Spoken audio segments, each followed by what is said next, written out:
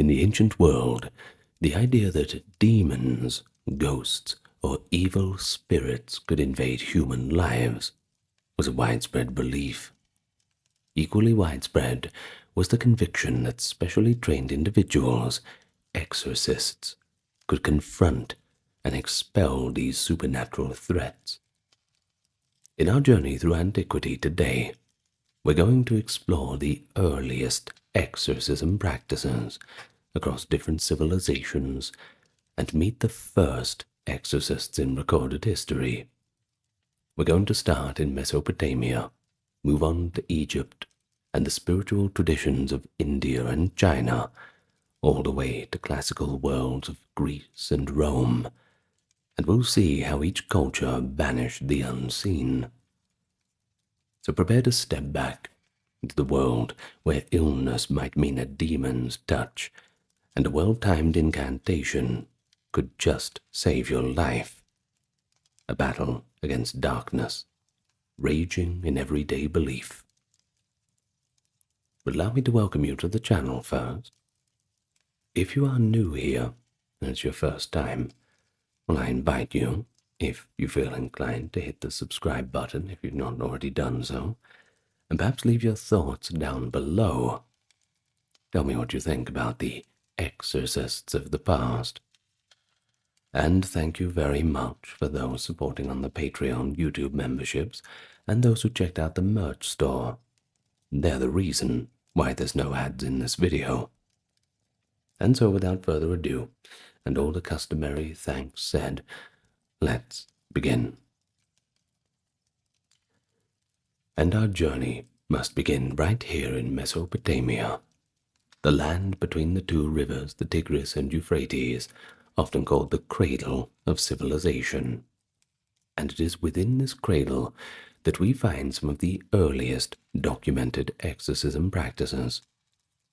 As early as the 3rd millennium BCE, the people of Sumer, Akkad, Babylonia, and Assyria feared a host of demons and malicious spirits lurking in the shadows of their daily life. As far back as the pre-Sargonic era, 2500 BCE, Mesopotamian texts include incantations meant to protect against or expel these unseen forces. To combat demonic threats, the Mesopotamians turned to specialists, the Ašipu, roughly translated to incantation priest. In our modern vernacular, we can certainly see this by their function as exorcists. Now, these were perhaps the world's first professional exorcists. They were esteemed members of society, often attached to temples, but also hired for private purposes. They'd mastered the art of using rituals and spells to nullify evil influence. But what exactly did a Mesopotamian exorcism look like? Of course, different cultures. In a long, long time ago, it's not going to be like the Hollywood movies that we think of now. Fortunately for us, the Mesopotamians were just kind enough to leave us with thousands of cuneiform tablets, right there preserved for us to read about their culture. And the cuneiform tablets that we have, fortunately, gives us a detailed picture. The Ašipu would typically perform the ritual in the victim's home, especially at the bedside if the person was ill. Demons were often thought to attack people through misfortune or disease, and there was plenty of that around back then. So many Mesopotamian exorcisms were essentially healing ceremonies, but with a bit of a spiritual twist. An exorcist toolkit was both material and magical. First, there were spoken incantations, lengthy prayers or commands addressed both to the invading demon and to the powerful gods beseeched for help. These incantations were recited in the ancient Sumerian language, or perhaps Akkadian, often in a sing-song or emphatic chant. Alongside words, The exorcist employed a various ritual set of acts, burning aromatic substances, anointing the patient with consecrated oils or water, and manipulating symbolic objects. For example, the demon might be tricked or coerced into leaving the victim and entering a substitute object like a lump of clay, a doll, or in some cases, a knotted cord. The exorcist would then dispose of that object, burning it, burying it, or just throwing it into the river. The idea was that this would be the final act in casting the evil away, trapped in that inanimate object prison. In fact, the idea of transferring the evil into an object to remove it from a living host was a hallmark of Mesopotamian practice, and from there other cultures would be influenced too, as we'll see in later sections.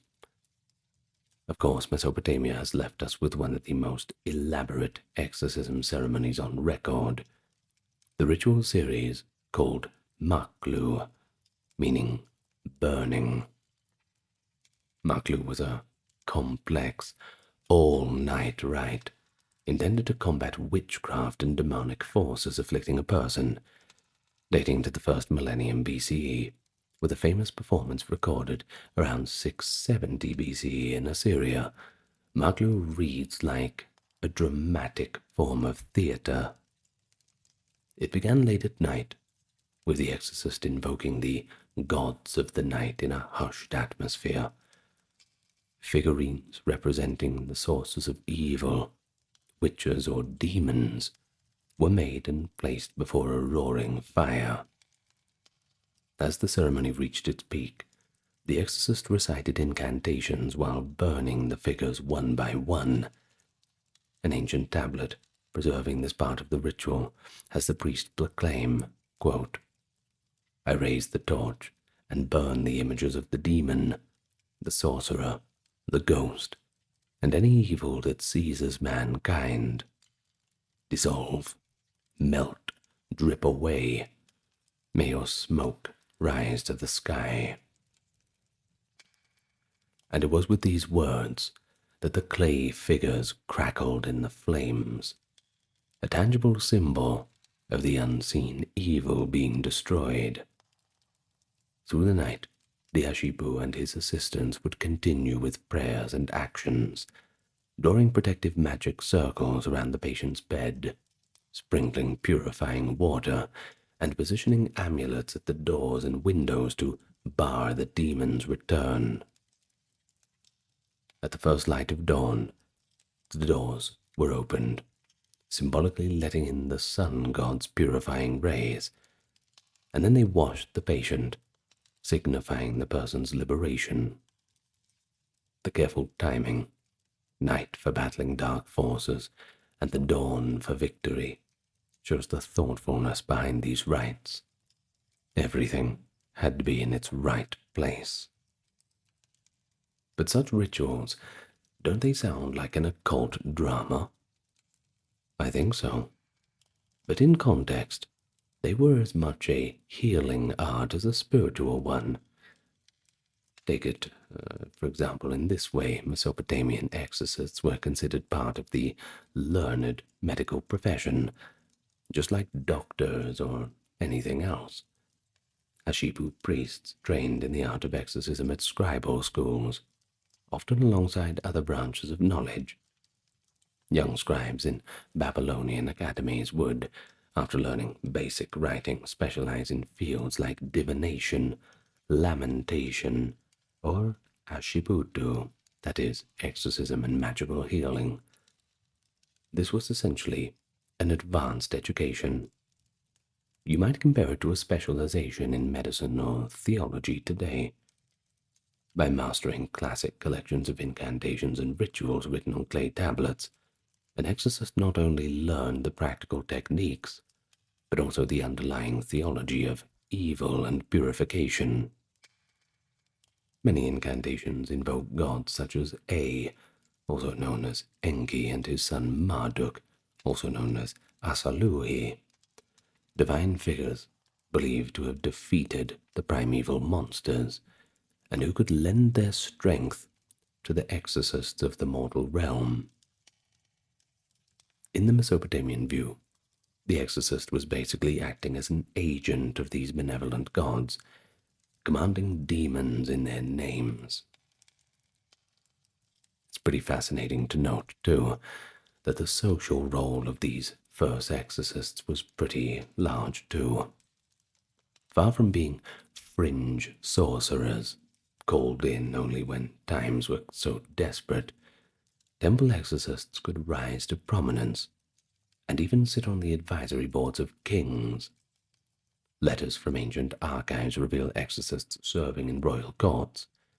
For example, in the 7th century BCE, the Assyrian king Esarhaddon had a personal exorcist named Adad Shumu Usur, a trusted confidant.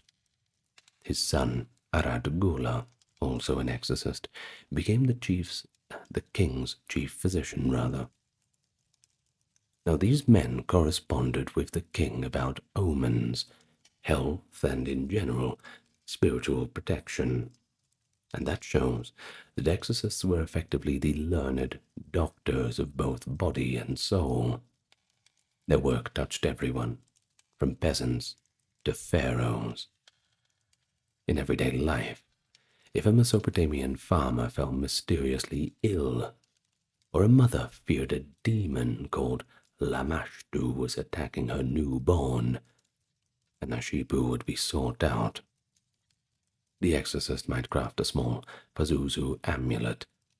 In fact, Pazuzu was a demon who, paradoxically, was invoked to scare off the more dangerous Lamashtu.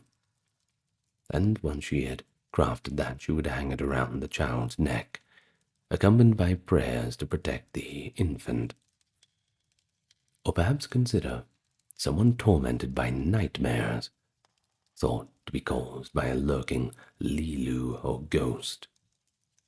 The exorcist would recite an incantation to make the evil go away, or place a bowl of water by the bedside to trap the entity.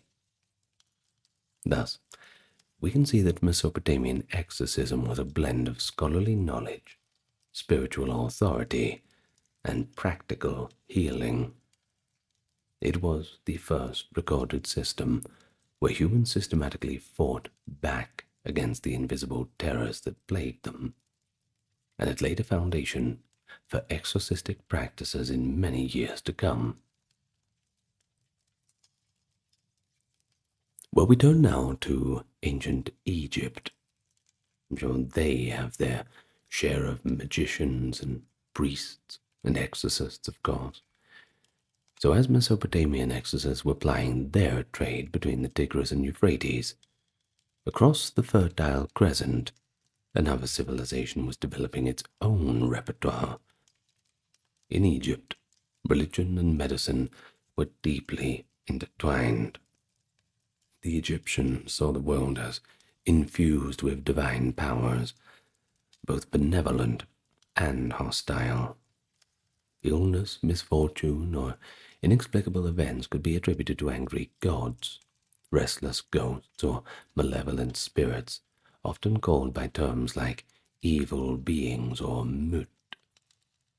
So, to combat these forces, the Egyptians relied on a class of priest/magicians who functioned very much like exorcists, even if the Egyptians didn't use a single word equivalent to exorcism.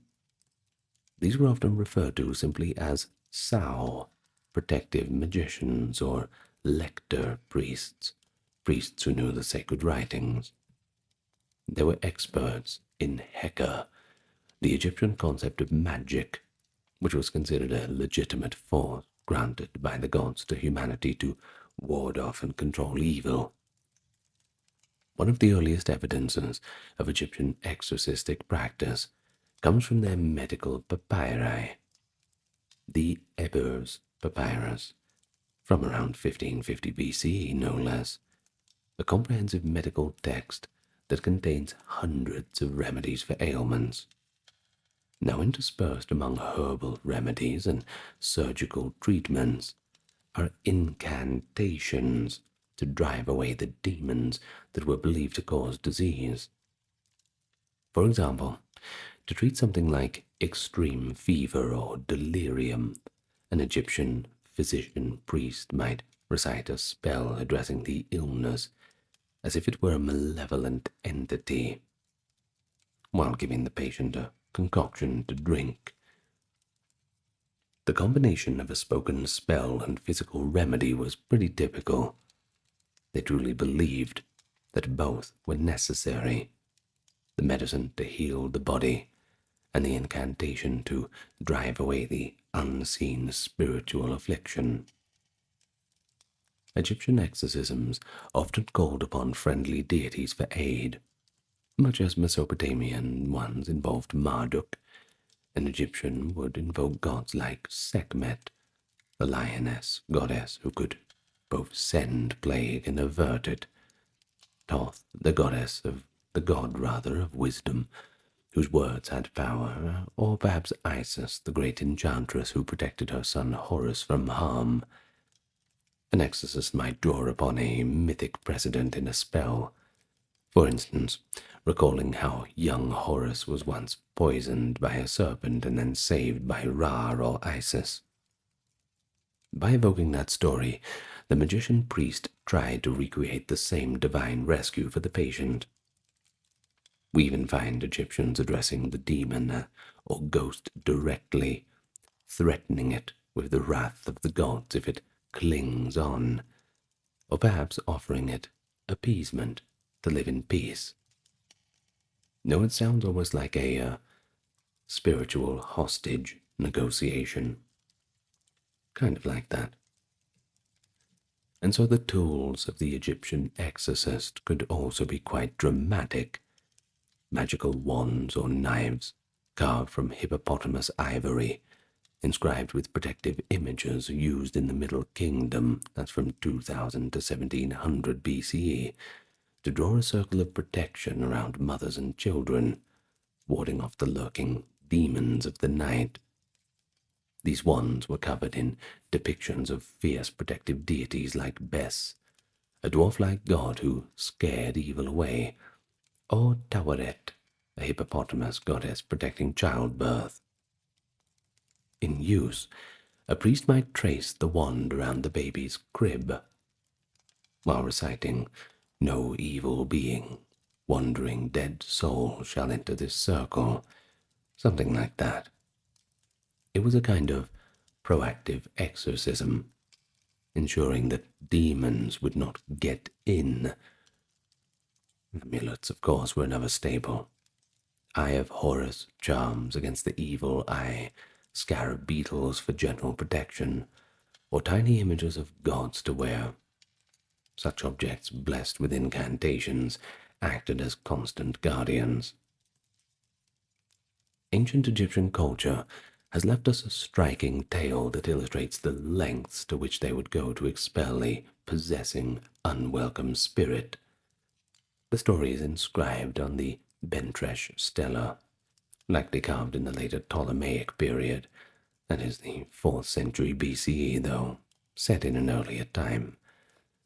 According to the story, during the reign of Pharaoh Ramesses II, the pharaoh's sister-in-law, a foreign princess named Bentres, fell gravely ill. No ordinary doctor could heal her, and after much deliberation it was determined that an evil spirit had taken root. Hearing of this, Ramesses II first sent his top scribe healer, Hutiemhab, to the distant land, identified as Bakhtan, perhaps in the Middle East, to treat Bentresh. Hutiemhab was learned in spells and medicine, but even he returned to the pharaoh with disappointing news. The princess was not merely ill, but actually possessed by a hostile spirit that simply refused to leave. The prince of that land then implored Pharaoh to send divine help. Ramesses II, in a bold move, dispatched a statue of the god Khonsu, a moon god associated with healing, to Bakhtan. The moment Khonsu's idol arrived and was placed before the ailing princess, the evil spirit shrieked. We imagine the terror of a demon confronted by a powerful god, and confessed itself vanquished. The spirit pleaded to be allowed to remain in that foreign land, but ultimately it was forced out. And as for Bentresh, well, she got better, her health recovered, and they all lived happily ever after, except for the demon.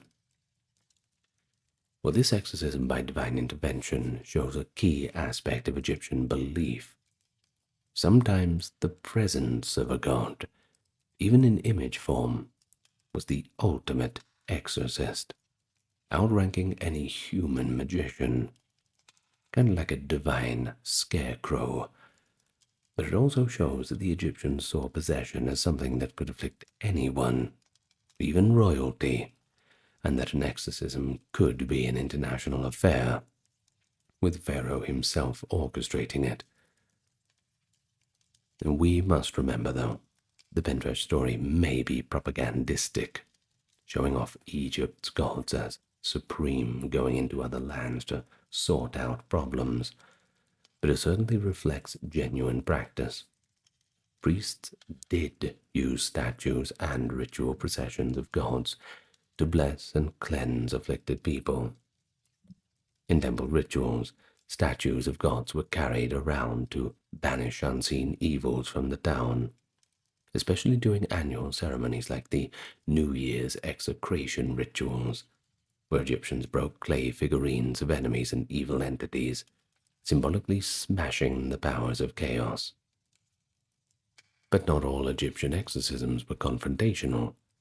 Some were more about placating spirits, especially when dealing with the ghosts of the dead. Egyptians believed that if proper burial rites were neglected, a deceased person's spirit, or an ark as they call it, might actually become restless and trouble the living. A remarkable tale from the Ramesside period, 1200 BC or thereabouts, tells of the high priest of Amun, Khonsu-Emab, and his encounter with a ghost. In the story, Khonsu-Emab finds a forlorn spirit haunting the darkness of Thebes. Instead of commanding it harshly, the priest converses with it, who reveals that his tomb was desecrated, and he cannot move on to the afterlife. Moved by compassion, Khonsu-Emab arranges for the ghost's remains to be found and reburied with the proper honor. Only then does the spirit finally depart, being at peace.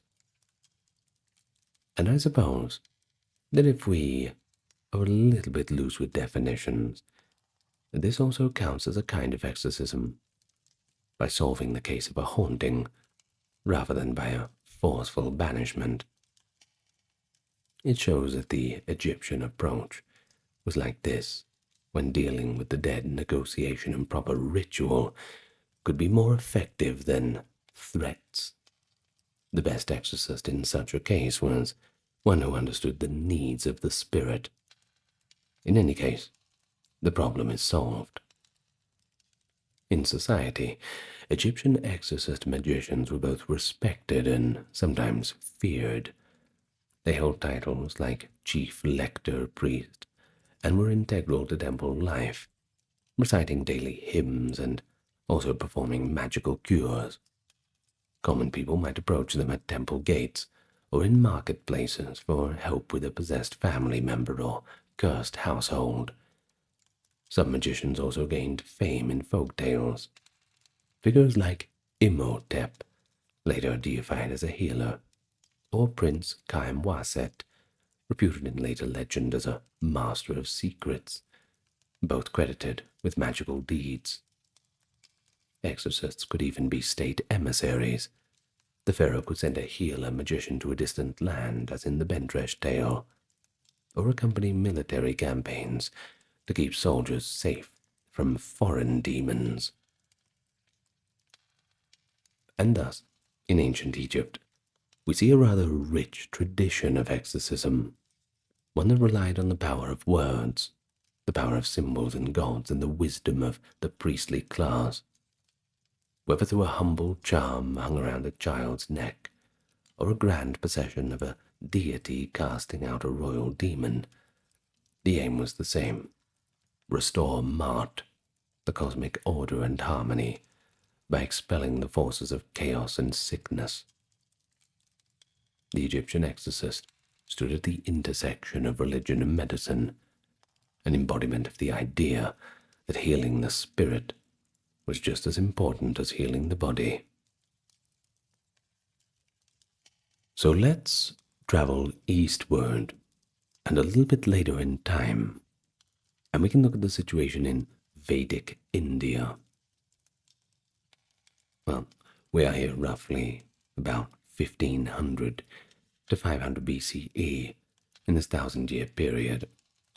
Here, amid the chanting of Sanskrit hymns by the sacred fires, we find another early form of exorcism taking shape. The religious worldview of Vedic India was populated by a myriad of supernatural beings. Alongside the well-known gods of the Vedas, like Varuna, Agni, and Indra, the texts also speak of malevolent entities, asuras, rakshasas, as anti-gods, and bloodthirsty, shape-shifting demons of the night. We also have pisachas, ghoulish spirits that haunted cremation grounds and could possess humans, and a variety of bhutas, ghosts or restless spirits of the dead.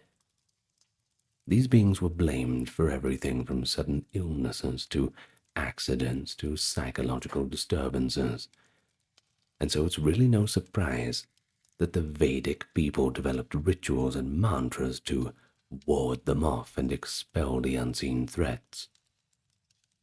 In Vedic India, the role of the exorcist was often fulfilled by a special class of priests, associated with the Atharva Veda. The Atharva Veda is one of the 4 Vedas, that is, the ancient holy scriptures of Hinduism, and it stands out because it contains numerous spells and charms for everyday problems, many of which involve protection against demons and sorcery.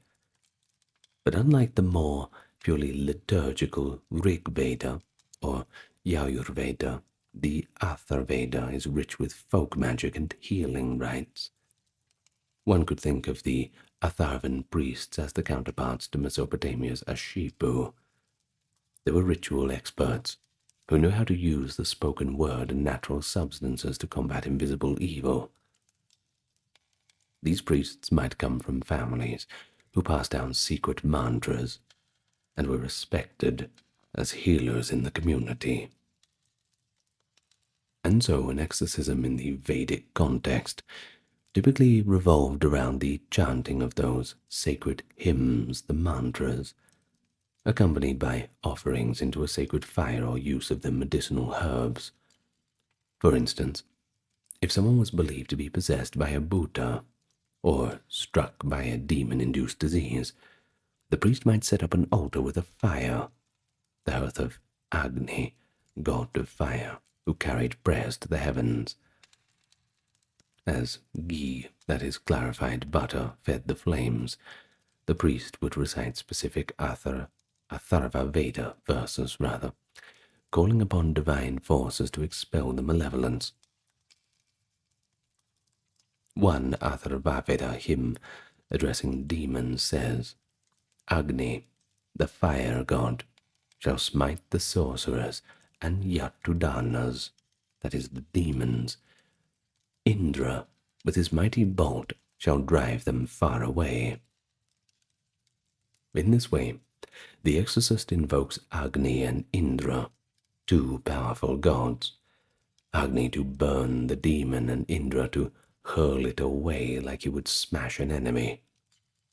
The language is combative and confident. The priest aligns himself with the cosmic warriors of light.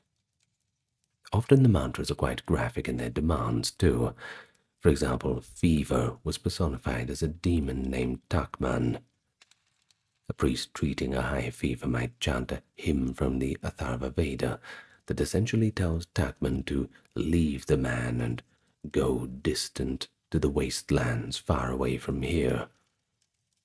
In one such charm, the fever demon is offered a kind of bribe or coaxing. The priest might sprinkle water or a cooling herbal potion while saying, "O fever, fly to the ridge of that distant hill. Leave this body and take yourself off to the wastelands where Yama rules, the god of death. There you belong, not here." At the same time, a physical medicine might be administered, like a paste of cooling herbs applied to the patient's forehead. This dual approach of mantra and medicine is very reminiscent of the Egyptian model we discussed, and indeed, I suppose many ancient cultures where there was no hard line between magic and medicine. But what were some of the other techniques of the early Indian exorcists? Herbal amulets and talismans were common too. Certain plants were believed to have power to repel evil beings. Nimba leaves, for example, or kusha grass were considered to be purifying. A priest might tie a bunch of sacred darba grass around the patient's arm or neck while reciting a formula to bind the demon. Sometimes the suspected object of the demon's attachment, a doll or some belonging of the victim, would be ritually discarded. I guess in more elaborate terms, we could say that they performed a kind of sacrifice, or at least an offering, specifically to drive away demons, called Bhuta Yana in their language. A small cake or rice ball might be cast into the darkness outside with chants, basically saying for the demon to accept the offering and be gone. It's also interesting to note that in later classical Indian medicine, a whole branch called Bhuta Vidya was devoted to spirit-caused ailments and their cure, and it of course has its root in the earlier Vedic traditions. But we also see how the power of sound and prayer was emphasized. The very recitation of certain Vedic verses was thought to create a sacred vibration that the demons could not tolerate. The ringing of a bell, the blowing of a conch shell, or the recitation of the Gayatri mantra, a highly revered verse, might be used at the end of a cleansing ritual to sanctify the space and ensure the spirit's departure. The family of the afflicted person would sit nearby, likely chanting responses or simply praying as the priest led the ceremony. The communal belief and focus generated a psychological effect too. Just as I suppose a modern listener might feel calmed by a hymn in a church, the ancient sufferer might find relief at hearing the familiar, authoritative verses and seeing the priest's confident performance. There are a few vivid anecdotes in reference to exorcism-like practices in later legendary accounts from India that likely echo these older Vedic traditions. For example, in the epic Ramayana, composed in the latter half of the first millennium BC, the hero Rama and his brother Lakshmana are taken by the sage Vishvamitra to protect a ritual sacrifice from demons.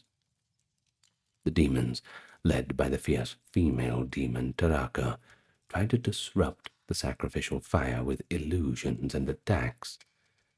But Rama, armed with the divine weapons and mantras taught by the sage, drives them away, finally restoring peace to the rite. Well, this is essentially a militarized, mythic version of exorcism.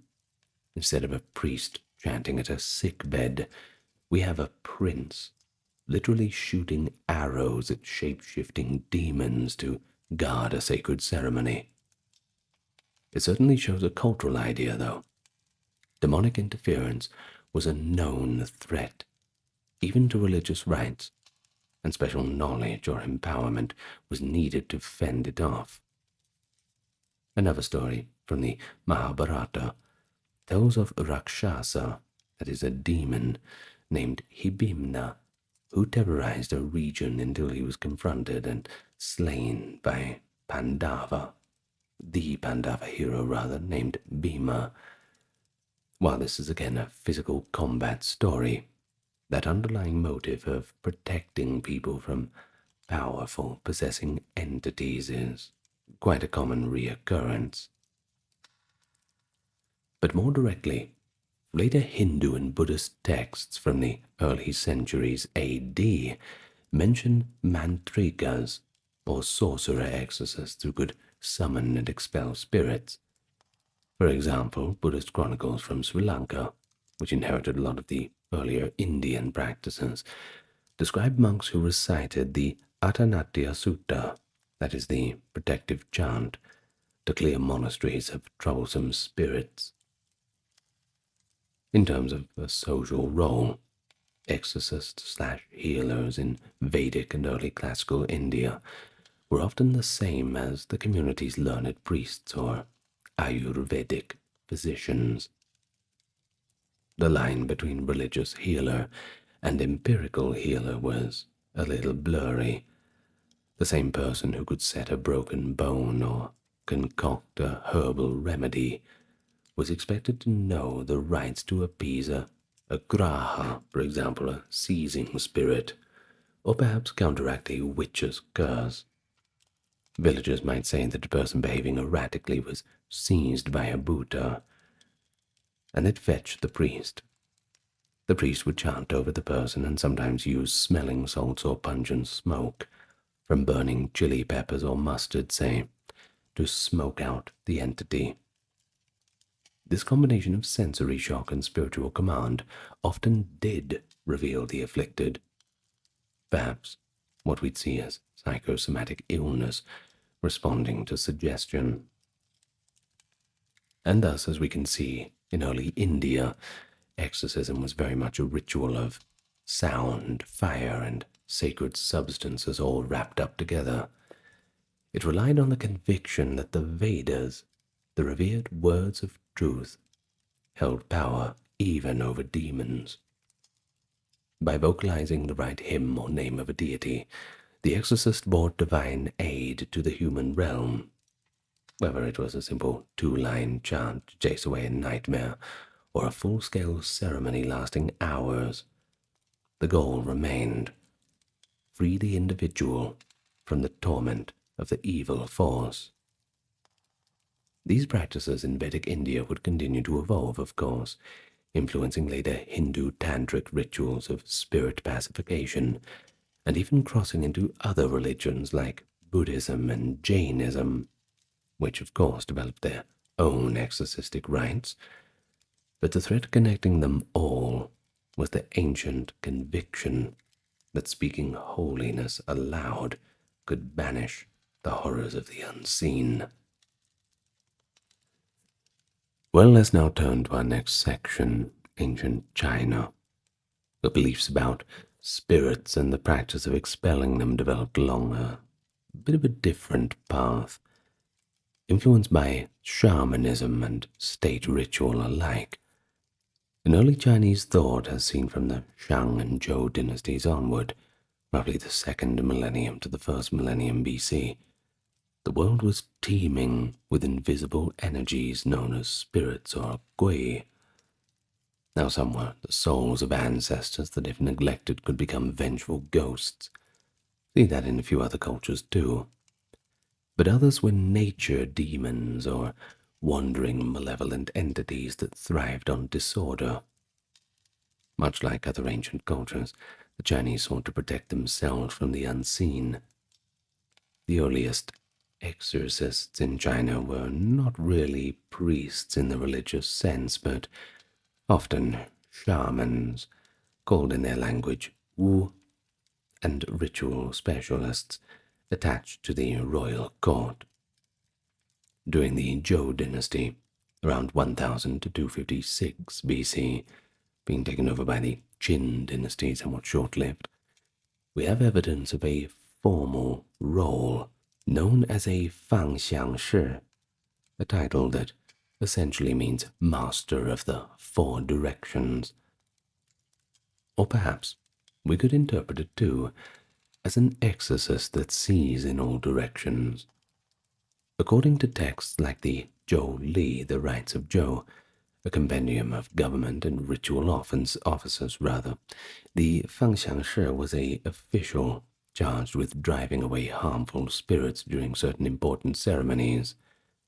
During the Grand Noir, a year-end exorcism rite meant to dispel pestilence and evil influences from the community, the fangxiangshi led the charge.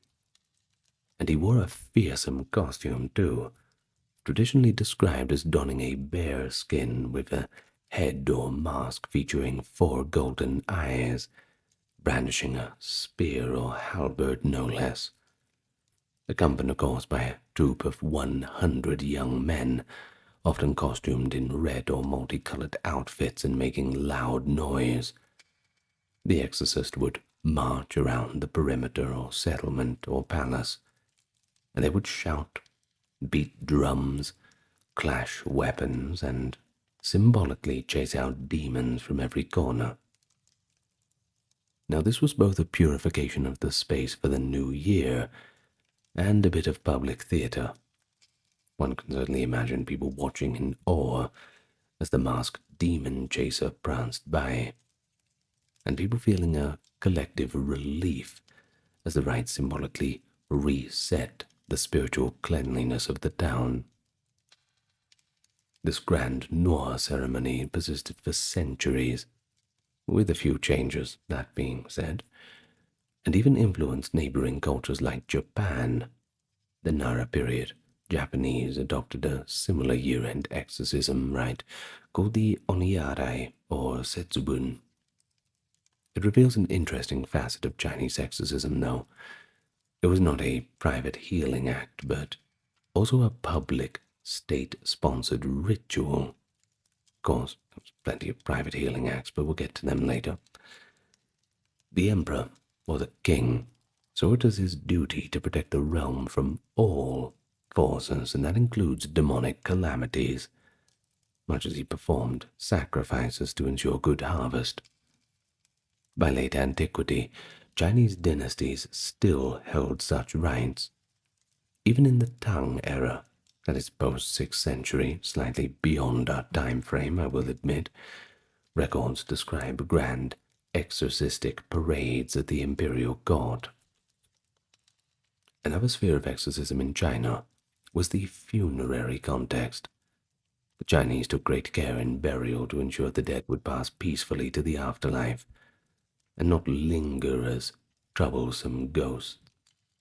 As part of some funeral processions in the early imperial period, the fangxiangshi, or similar figures, performed a ritual at the tomb to expel any malign spirits from the burial site, and to guide the departed soul on its way.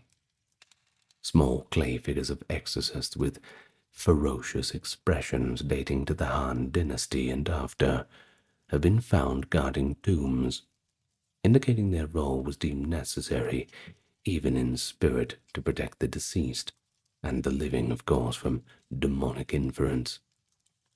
So whether in life or death, the presence of an exorcist was considered beneficial for keeping malevolent forces at bay.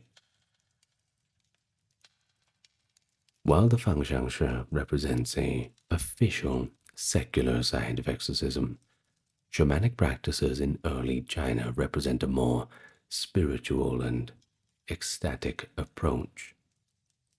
In ancient Chinese, the character Wu denotes a shaman, somebody, often female in the earliest text, who could communicate with spirits, and sometimes by extension control or expel them. During the Shang dynasty, 1600 to 1046 BC, oracle bone inscriptions suggest that the king or his diviners attempted to diagnose misfortunes by divination, and they might call upon the shamans to conduct healing seances. A shamanic exorcism might involve trance and dancing, the shaman performing rhythmic movements, drumming and singing to summon helpful spirits or terrify the malign spirit tormenting a patient. In some cases, shamans would enact a spirit possession themselves, inviting a benign spirit or deity to temporarily inhabit them and then commanding the evil spirit to depart the afflicted person. This indirect battle of spirits seems to be a hallmark of many shamanic cultures. And one famous bit of lore suggests that the legendary Yellow Emperor instituted certain exorcistic practices. He's mythically credited with establishing the Fang Shangshe roll and other medicinal charms. Whether or not one believes the legend, it certainly shows that by the time of the Han Dynasty, the Chinese saw their exorcism techniques as rooted in ancient practice, venerable traditions going back to mythic sage kings. So let's envision a scene of a folk exorcism in early China, say during the Han period, around the 1st century CE. A family in a village is troubled. Perhaps their kid is sick, muttering nonsense, and they suspect a ghost or evil spirit has taken hold. They might call upon a Wu shamaness, renowned for her ability to deal with spirits.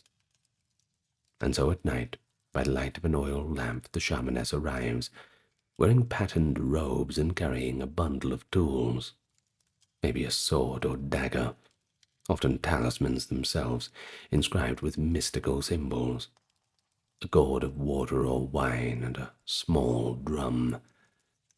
The family members would watch anxiously as she circles the ill child, shaking a bundle of chicken feathers or an animal tail whisk, objects used to sweep away spiritual impurity.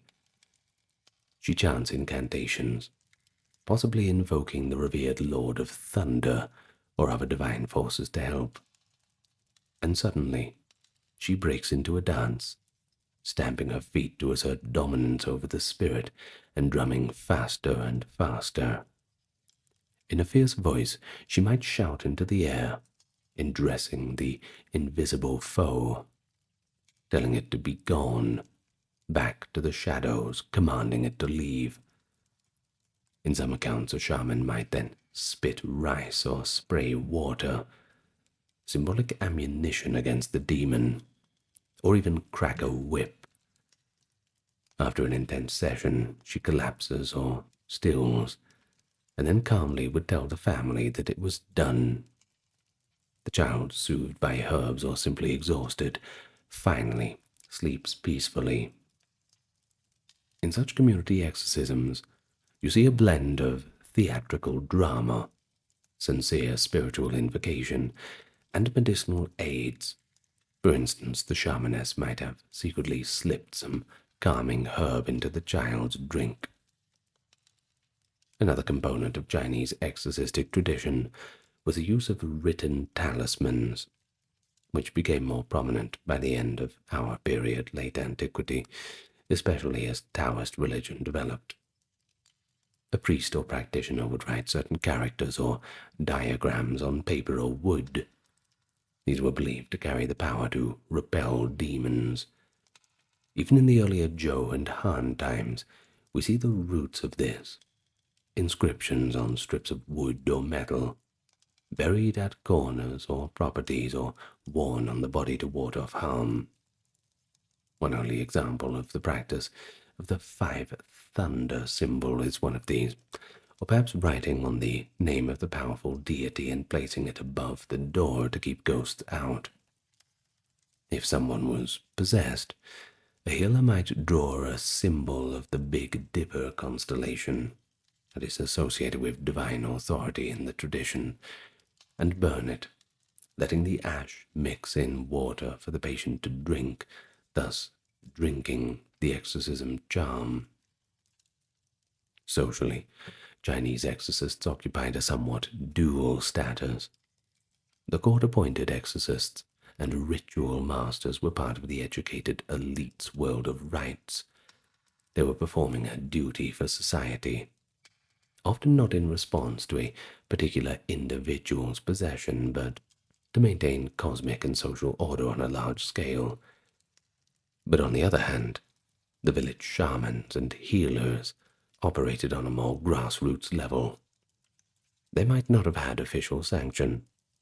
In fact, at times, especially in later centuries, states viewed some shamans with suspicion or banned their practices.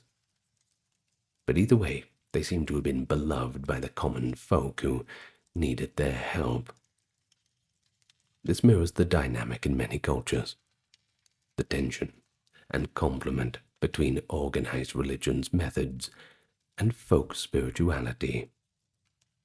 In early Chinese literature, we also see philosophical debates about these practices. By the Han Dynasty, naturalist thinkers, like those of the Confucian tradition, sometimes criticized belief in spirits and exorcisms as superstition. The philosopher Wang Chang of the 1st century CE wrote skeptically about the claims of ghosts and miraculous healings, attributing how many supposed possessions to natural causes were just flawed. However, even he acknowledged the prevalence of the belief.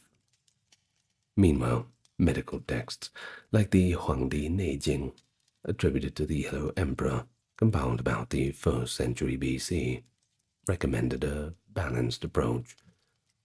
They advocated a herbal and perhaps acupuncture treatments for many ailments, but also recognized that if an illness seemed beyond the physical, one might try calling a Taoist practitioner to perform rituals, essentially an exorcism. And this certainly shows that even in the rational medicine of the day, everyone had to make space for some supernatural element. All right, now, let's look at the situation in the Greco-Roman world. Of course, in the classical civilizations of Rome and Greece, beliefs about demons and exorcism were quite an eclectic mix. Greco-Roman world was religiously pluralistic and quite open to ideas from Persia, Mesopotamia, Egypt, and beyond. As a result of that, by the time the Roman Empire came about, an array of exorcists and wonder workers were roaming the Mediterranean, each claiming some special method to alleviate spiritual suffering. However, if we step back a little bit earlier into Greek history, we find that the concept of casting out harmful spirits was present, but in more subtle forms, often under the guise of purification or healing rites. Classical Greece, 5th to the 4th centuries BCE, didn't really have exorcists as a formal priestly class, but it did have seers, mantis, and purifiers, kathartes. One famous example is Epimenides of Crete in the 6th century BCE, a semi-legendary sage who was called to Athens to purify the city after it was afflicted by plague. This was, of course, perception of divine wrath.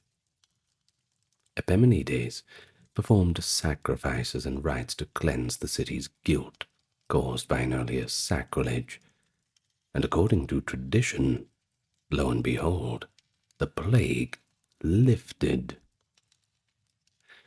Well, I suppose, while not an exorcism of a demon or a person, it was essentially an exorcism on a civic scale, the removal of a malign spiritual presence that hung over the entire populace.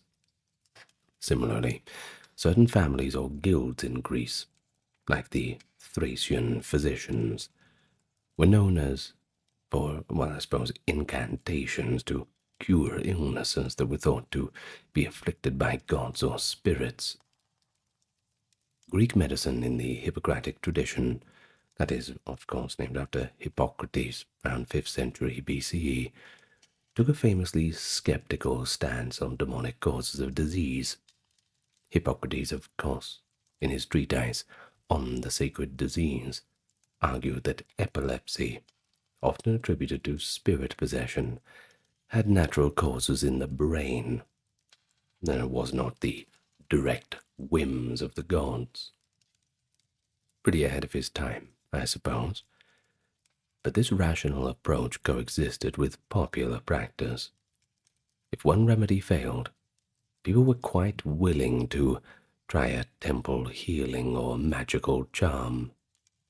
The cult of Asclepius, the god of healing, can be seen as a parallel to the exorcistic practice in some cases. The sick would sleep in the temples, hoping for a dream where the god or his serpent would drive away the illness. In some inscriptions recording miraculous cures, individuals claimed that a god indeed cast out the source of illness from their body overnight. Essentially, through faith and ritual, a divine exorcism of disease had occurred. Moving on to the Hellenistic period, the 3rd to the 1st century BCE, Greek and Egyptian traditions merged in places like Alexandria. Here, the line between priest and magician began to blur. The so-called Greek magical papyri, a collection of spells from around the 2nd century BC to the 5th century CE, give detailed recipes for expelling demons and ghosts. One such spell might instruct: take specific herbs, dill or sulfur, burn them while reciting a long invocation, stringing together powerful names, Greek names of divine ones, barbarian foreign names, and commanding the restless spirit or accursed demon to depart the victim and never return. The instructions could be complex. Draw certain symbols, write a demon's name on a lead tablet and nail it shut, etc. These were the stock and trade of the freelance sorcerer. Many itinerant mage in the Roman Empire would carry such papyrus scrolls as their reference, and they offered services like removing curses, attracting love, and, yes, of course, exorcising hauntings or possessions. The existence of these papyri showed that there was a commercial aspect to exorcism in the Greco-Roman world. One could hire a specialist with an impressive foreign-sounding pedigree, who would perform the ritual, of course, but only if you had the money. However, let's not throw the baby out with the bathwater. It wasn't all charlatanism. Some philosophers also engaged with exorcism in a more high-minded way. Pythagoras, around the 6th century BC, and his followers believed in the musical harmony of the spheres. Legends say that he could use music to calm the mind, and even the spirit. One story, admittedly from much later sources, tells us that Pythagoras pacified a drunken youth who was possessed by a frenzy by playing a soothing melody on the lyre, an echo of David and Saul's story, interestingly. Plato, in his dialogue Laws, mentions that if someone suffers from visions or terrors, they should go to the temples and seek help, implying that temple rituals and therapies were there for what might be seen as a spiritual affliction. But one of the most intriguing examples of a non-Christian exorcist in the Roman Empire is Apollonius of Tyana of the 1st century CE, a Neo-Pythagorean philosopher. Apollonius traveled widely, preaching piety and performing astonishing feats, as later recounted by his biographer Philostratus, written in the 3rd century CE. Among his miracles is an episode where he confronts a demon in the city of Ephesus. The city was plagued by a mysterious pestilence, and Apollonius gathered the Ephesians in the theater, telling them to stone a certain beggar who wandered the streets. Well, this beggar, Apollonius declared, was no ordinary man, but actually a demon in disguise causing the plague. Of course, understandably, the people hesitated. The beggar looked quite pitiful. But as Apollonius insisted, and they began to hurl stones, the demon revealed its true form, a snarling apparition, struck down by the barrage. While the pile of stones was removed, instead of a corpse, they found the blackened carcass of a monstrous hound. As for the plague, it ended. Apollonius essentially orchestrated an entire city to perform an exorcism by collective action. Another story of Apollonius, closer to a personal exorcism, takes place in Athens. He encounters a youth who has bouts of wild, irrational laughter and weeping in the midst of an otherwise normal life, and that's a sign of possession by a spirit. He looks into the young man's eyes and directly addresses the entity within. The demon, caught off guard by the sage's spiritual power, screams and promises to leave. Apollonius sternly orders it out, demanding a sign. Immediately, a nearby statue of a god or hero in the public square tumbles to the ground, thrown down by the fleeting demon as a final show of spite. The youth is restored to sanity, wondering what happened as a crowd gathers. Philostratus, who relays this, likely wanted to draw a parallel with the gospel accounts of Jesus, which by the 3rd century were well known in the empire. Perhaps to claim that pagans, too, had their holy exorcists. But regardless of the intent, the tale gives us an insight into the expected symptoms and signs of exorcism. The possessed person is unaware or not fully in control. The holy man engages in a verbal confrontation, and the demon departs with a loud crescendo. The person returns to normal, often with very little or no memory of the event at all. One interesting point is that Greeks and Romans did not conceptualize and organize force of the devil and his demons, at least not in the way that Christianity did. Their demons could either be good or bad, essentially spirits of an intermediate rank. A demon causing harm might just be a grumpy ghost or a minor underworld spirit, not part of some cosmic plan. Because of this, exorcism in the Greco-Roman sense was more often transactional or coercive. This spirit bothering this person, and we will have to deal with it individually. There wasn't this notion that all demonic activity was a coordinated attack on the forces of good, and this is why a variety of methods proliferated. There wasn't a single church or doctrine to standardize how to cast out a spirit, so people tried everything, from the temple of Asclepius to the incantations of a Persian magi. And speaking of Persian magi, Oriental influences were respected in some circles. The Romans, fascinated by exotic wisdom, sometimes invited Chaldean or Egyptian priests for spiritual problems. For instance, if a nobleman's daughter had a mysterious seizure, the family might just consult with an Egyptian priest of Isis, who might use a rattle, in their tongue sistrum, and prayers to Isis to expel the possessing spirit of discord. Or perhaps a Syrian ecstatic could be brought in to perform a frenzy to draw the evil into himself and then expel it. There was a general sense that the East had this powerful magic that was rooted in the old world.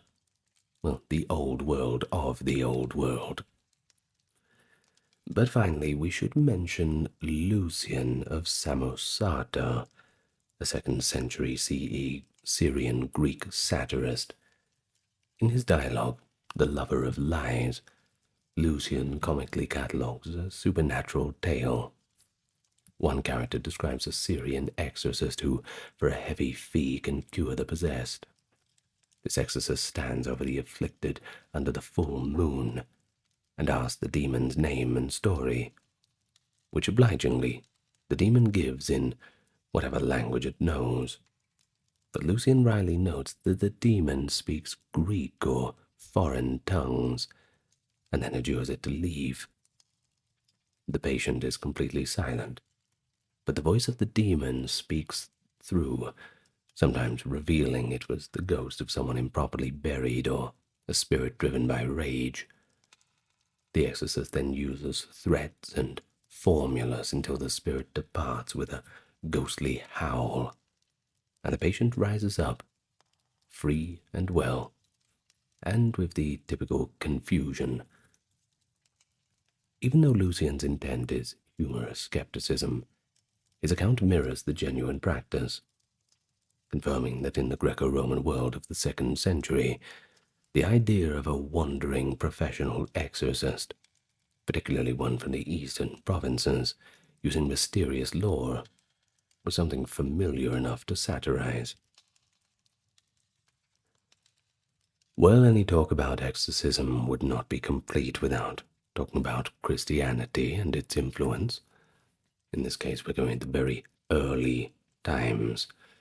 In the 1st century CE, in that far-flung corner of the Roman Empire, a series of events unfolded that would profoundly influence the practice and understanding of exorcism. And these events are recorded in the New Testament and other early Christian writings, centering on one Jesus of Nazareth and his followers.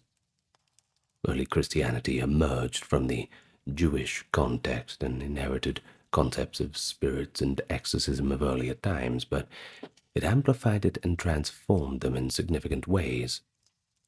By the end of late antiquity, the Christian exorcist had become a distinct figure, and exorcism was a well-established rite in the church, credited with real spiritual authority.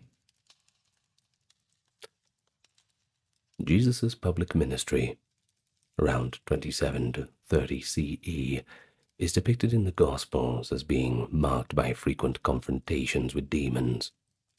In fact, one of the key signs of his messianic power, according to the texts, was his ability to cast out evil spirits with unprecedented authority. For example, the Gospel of Mark, thought to be the earliest Gospel written around the 60s to 70s CE, opens Jesus' ministry with an exorcism in a synagogue in Capernaum. As the story goes, a man is possessed by an unclean spirit, suddenly cries out in the middle of Jesus' teachings, recognizing Jesus as the Holy One of God and shrieking in fear. Jesus sharply rebukes the spirit, saying, "Be silent and come out of him." The congregation watches in astonishment as the man convulses and the spirit departs with that typical loud cry. They exclaim, "What is this? A new teaching," and with authority he commands even the unclean spirits, and they obey him. Well, this reaction shows how Jesus' style was a little bit different from what people were used to. Unlike other exorcists who might recite long incantations, invoke a higher authority, or perform elaborate rituals, Jesus rather just showed up and issued a direct command on his own authority, and it works immediately. His brevity and personal authority was seen as something quite marvel. The Gospels recount multiple exorcisms by Jesus, freeing Mary Magdalene from 7 demons, healing the Gerasene demoniac, a man so utterly possessed that he lived among tombs, breaking chains and harming himself, Jesus expels a legion of demons out of him and permits them to enter a herd of pigs, which then run off a cliff. Poor pigs, though. Well, he also cures a boy with seizures by driving out a stubborn spirit that his disciples had trouble expelling. In each, Jesus is portrayed as effortlessly dominating the demons, sometimes after a brief dialogue. In one case, the demons beg Jesus not to torment them before the appointed time. Now, that indicates that early Christians believed demons recognized Jesus as ultimately destined to judge or destroy them anyway. But what is crucial here is the theological shift. Christian belief identified these various unclean spirits as agents of a larger evil, often associated with Satan or the devil, the cosmic adversary of God. So exorcism in Christianity took on a cosmic warfare dimension. Jesus Christ was seen as plundering the realm of Satan, freeing souls from demonic bondage as part of a larger mission of salvation. He says in the Gospel of Matthew, "If I cast out demons by the Spirit of God, then the kingdom of God has come upon you." But his immediate followers also performed exorcisms. The Gospel of Luke notes that Jesus sent out 70 disciples who returned joyfully, saying, "Lord, even the demons submit to us in your name." And here we see the mechanism. The name of Jesus becomes the effective formula. The book of Acts continues this thread, showing apostles like St. Paul casting out spirits. In Acts 16, Paul encounters a slave girl at Philippi who has a pythonic spirit and is shouting after them.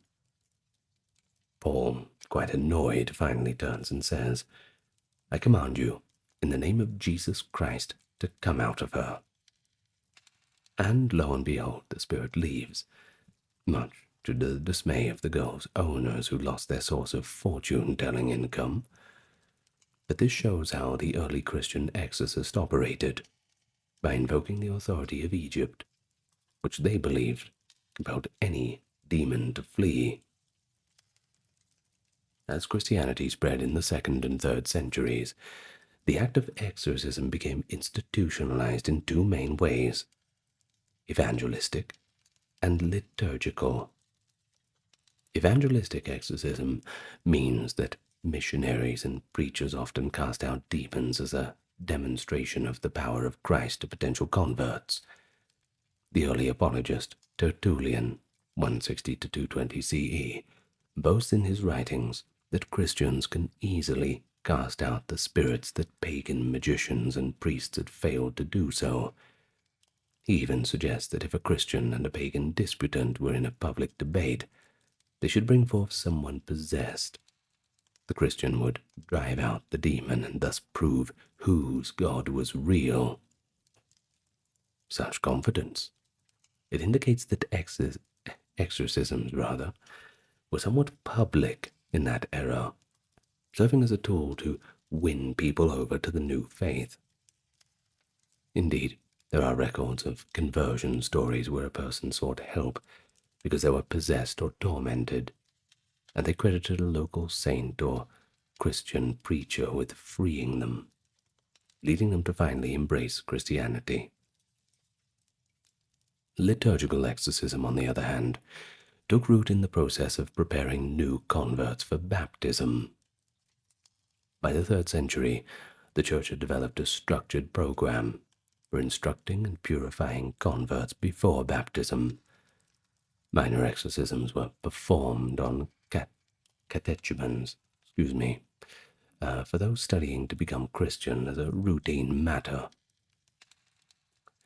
Prayers and the laying on of hands to drive out any lingering influence of evil or pagan error, and ready the soul for the indwelling of the Holy Spirit. In fact, documents like the apostolic tradition attributed to Hippolytus around 215 CE give prayers to be said over catechumens. I have trouble with that word, don't I? Catechumens, I think. Correct me in the comments, I'm sure you will. Well, these include exorcistic elements, of course, but eventually the church even had a minor clerical order called exorcist, established at least by the 3rd century. Pope Cornelius in 251 lists exorcists among the clergy of Rome. But these official exorcists weren't roaming ghost busters or anything like that. Rather, they were typically assigned to assist at baptisms and prayers over the possessed, acting under the bishop or priest's direction. But of course, we must not forget the monastic and saintly exorcists of the 4th and 5th centuries. Once Christianity became widespread, stories abounded of holy monks and ascetics battling demons in the wilderness, and of course in the hearts of people. Saint Anthony of Egypt, the famed father of monasticism, living from 251 to 356, was said to be repeatedly assailed by demons during his solitary life in the desert. Sometimes they appeared as wild beasts or grotesque figures to frighten or tempt him. Anthony fought them off with prayer and faith, and as his reputation grew, people brought the sick and possessed to him, and he healed them through very simple prayer. Other saints like Saint Hilarion, a disciple of Anthony, and Saint Martin of Tours in Gaul were also famed exorcists. Martin, a 4th century bishop, went around dismantling pagan shrines, and according to legend he confronted demons both in idol form and in possessed individuals. For instance, one tale describes Martin casting a demon out of Emperor Maximus's daughter. These saints often use very minimalistic methods, making the sign of the cross, a short rebuke to the demon, or a fervent prayer to Christ. Christian belief was that it was ultimately the power of God doing the work. The human exorcist was just an instrument. This was a notable difference from some pagan exorcists who claimed personal prowess or secret knowledge as the key. Christians always pointed away from themselves to God or Jesus as the source of the power. While it is important to note that early Christians didn't see exorcisms as magic. For them it was more a miracle granted by Christ's mercy. But they also emphasized moral goodness. One had to be in a state of faith and ideally grace to cast a demon out. And it aligns with the New Testament story of the sons of Sceva, who tried to use Jesus' name without actually being his followers. They weren't so lucky, overpowered by the demon, who, quote, leapt on them and subdued them. The lesson? The name of Jesus is not a magical spell for just anyone to exploit, but only works in the context of the faithful.